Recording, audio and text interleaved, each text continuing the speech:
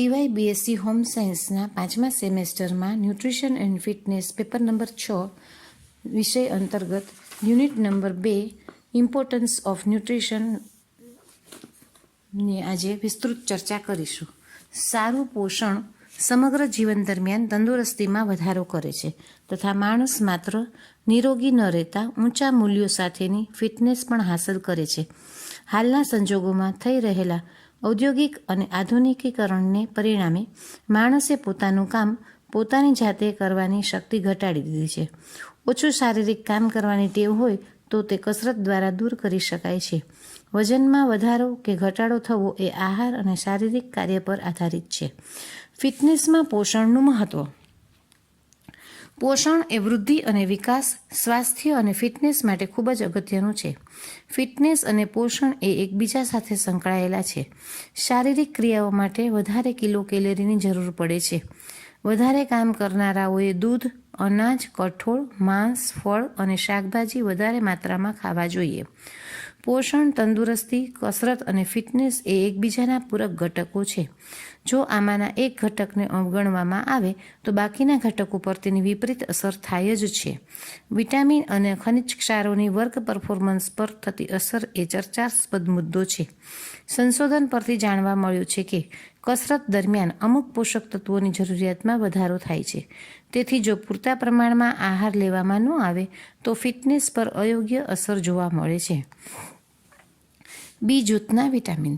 થાયામીન, રેબોફ્લેવિન અને નાયાસિન આ 3 vitamin A શક્તિ મેળવવામાં તેમજ ચયાપચયમાં કોફેક્ટર તરીકે કામ કરે છે. તેથી જ બી જૂથના વિટામિનનું પ્રમાણ શક્તિની જરૂરિયાતને આધારે ગણવામાં આવે છે. એક સંશોધન પરથી જાણવા મળ્યું છે કે વધુ કસરત કરવાથી બી જૂથના વિટામિન્સની બાયોકેમિકલ ખામી ઉત્પન્ન થાય છે, જે પાછળનું કારણ તેમની એક્ટિવિટી દરમિયાનનો શક્તિનો વ્યય જવાબદાર છે. પરંતુ હજુ સંશોધન દરમિયાન એ પુરવાર કરી શકાયું નથી કે તેની ખામીથી ભારે કસરત પર વિપરીત અસર થાય છે. Vitamin C. કસરત અને રમત સાથે સ્ટ્રેસ શબ્દ વણાયેલો છે. આથી કસરત દરમિયાન વિટામિન સી વધારાના ખાદ્ય તરીકે આપવામાં આવે છે. એક સંશોધન પરથી જાણવામાં આવ્યું છે કે વિટામિન સી કસરત દરમિયાન આપવાથી હૃદયના ધબકારા અને લોહીમાં ગ્લુકોઝની સાંદ્રતામાં ઘટાડો તથા પ્લાઝમામાં ફેટી એસિડના લેવલમાં વધારો થાય છે. ફ્રી ફેટી એસિડના લેવલમાં વધારો થાય છે. Vitamin E. સંશોધન પરથી જાણવા મળ્યું છે કે વિટામિન ઈનું પ્રમાણ વધારે આપવાથી પરફોર્મન્સમાં વધારો થાય છે. ખનિજ ક્ષારો. ઝિંક અને કોપર જેવા ખનિજ ક્ષારો એન્ઝાઇમ્સની સિસ્ટમમાં કોફેક્ટર તરીકે કામ કરે છે. કોપર હિમોગ્લોબિનના સંશ્લેષણમાં પણ અગત્યનો ભાગ ભજવે છે. એક સંશોધન પરથી જાણવા મળ્યું છે કે વધુ ભારે કસરત કરવાથી પરસેવા દ્વારા નિકાલ થતો હોવાથી ઝિંક અને મેગ્નેશિયમની ખામી ઉત્પન્ન થાય છે. આથી આહારમાં પૂરતા પ્રમાણમાં ખનિજ ક્ષારો આપવા જોઈએ. હાલના સંશોધન પરથી જાણી શકાયું છે કે વધુ સારી ફિટનેસ મેળવવા માટે વિટામિન્સ અને ખનિજ ક્ષારોનો મેગાડોઝ ટેબ્લેટ મારફતે પૂરો કરવામાં આવે છે. ઘણી વખત આવા મેગાડોઝ આપવાથી શરીરને નુકસાન થાય છે, માટે આવી ટેબ્લેટ લેતા પહેલાં ડૉક્ટરની સલાહ લેવી જોઈએ. પ્રવાહીની પૂર્તિ. ફિટનેસ મેળવવા માટે કસરત કરવામાં આવે છે. કસરત દરમિયાન પરસેવાનો વ્યય ખૂબ જ થાય છે. જ્યારે શરીરના વજનના 1% જેટલો પ્રવાહીનો વ્યય 4થી 5% પહોંચે છે, ત્યારે શરીરની કાર્યક્ષમતામાં નોંધપાત્ર ઘટાડો જોવા મળે છે. શરીરમાંથી પ્રવાહીનો વ્યય વધતો જાય છે તેમ તેમ પરિવહન તંત્ર પર તેની અસર જોવા મળે છે, જેને લીધે હૃદયના ધબકારા વધે છે, સ્ટોક વોલ્યુમમાં ઘટાડો થાય છે અને શરીરના તાપમાનનું નિયમન અટકે છે. જ્યારે શરીરના વજનના 4.3% જેટલો પ્રવાહીનો વ્યય થાય ત્યારે ચાલવાની ક્ષમતામાં 48% ઘટાડો થાય છે. પ્રવાહીની પૂર્તિનો મુખ્ય હેતુ કસરત દરમિયાન પ્લાઝમા વોલ્યુમ જળવાઈ રહે અને પૂરતા પ્રમાણમાં સ્વેટિંગ થાય. કસરત દરમિયાન થતું ડિહાઇડ્રેશન અને હાઇપરથર્મિયાને અટકાવવા માટે પ્રવાહીની પૂર્તિના તમામ નિયમોનું પાલન કરવું જોઈએ. કસરત પહેલાં ઠંડા પાણીથી નાહીને હૃદયના ધબકારામાં ઘટાડો, પ્રવાહીનો વ્યય ઘટે છે અને લોહીનું દબાણ વધતું નથી. સામાન્ય કસરત 20થી 30 મિનિટ કરવાથી હૃદય, ફેફસાં અને શરીરના જુદા જુદા સ્નાયુઓ સારી રીતે જાળવી રાખવામાં મદદરૂપ થાય છે. શારીરિક ક્રિયાઓ દરમિયાન સ્નાયુઓ શરીરમાં સંગ્રહ પામેલ ગ્લુકોઝ અને ફેટી એસિડનો ઉપયોગ શક્તિ મેળવવા માટે કરે છે. લાંબા ગાળા દરમિયાન કસરત કરવાથી શરીરમાં રહેલ ફેટ ઓગળે છે, આદર્શ વજનની જાળવણી થાય અને ફિટનેસમાં વધારો થાય છે. ફિટનેસ માટે ન્યુટ્રિશનલ ગાઈડલાઇન્સ. પોષણ એ માનવીની પાયાની જરૂરિયાત છે અને તંદુરસ્ત જીવન માટે પ્રાથમિક જરૂરિયાત છે.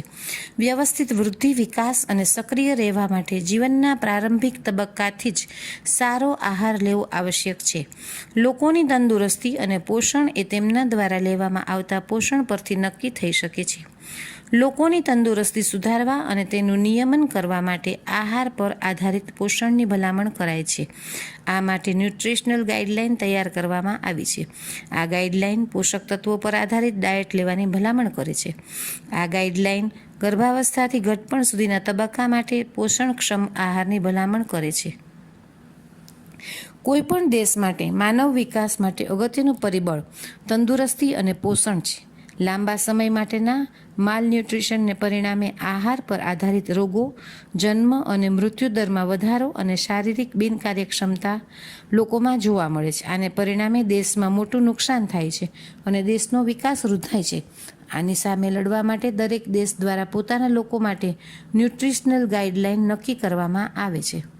આહારના ધ્યેયો.